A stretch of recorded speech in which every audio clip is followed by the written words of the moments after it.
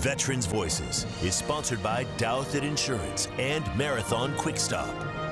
Kevin and Diane Flett embarked on different journeys in the military decades ago, but now they're on one together as business owners. We share Kevin's story in this week's Veterans Voices. Kevin Flett joined the military at just 17 years old when he was a junior in high school after being kicked out for skipping class too much. And I'm walking home to the bus, to get on the bus to go home to my house. And I walked by the federal building in downtown Buffalo, and there was a sign on there that Uncle Sam wants you.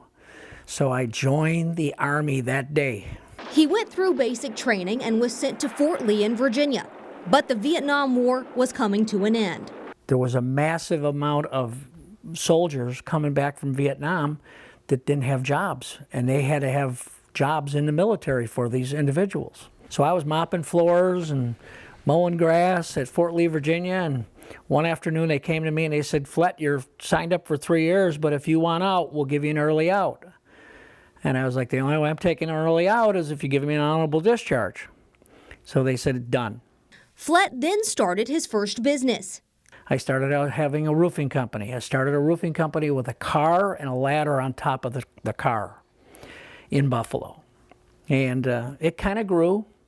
And through the 90s, late 80s and early 90s, I ended up doing quite a few of the Buffalo Bills at the time, their homes.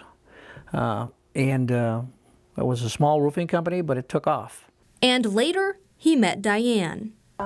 Anyone that signs up in the voluntary status and signs up to serve their country, I don't care how much time you put in, you have to respect that, because you're basically saying you're giving yourself to this country and you're going to put your life on the line for this country, and that's what he did. He married the Air Force veteran a year after meeting her, later retiring to Johnson City. So I fixed the house all up for my wife the way she wanted it. And she says, "What are you going to do now?" And I'm sitting out on the patio and I'm smoking a cigar. And she says, "Instead of you smoking on those things on our patio, why don't you go sell them?" And I looked at her and I said, "What do you mean go sell them?" She had the whole business plan for the trailer. That's when the Stogie Mountain Cigars trailer was born, with its first venue being Bristol Motor Speedway. Well, we knocked it out of the park. And from there, now we do 17 NASCAR tracks, we do 8 motorcycle rallies, we do 8 music venues, and I'm loving what I'm doing. Now, the couple is preparing to open a brick-and-mortar location on West Walnut Street, with Kevin crediting the Army as a foundation for his success. I never looked at it like that back then.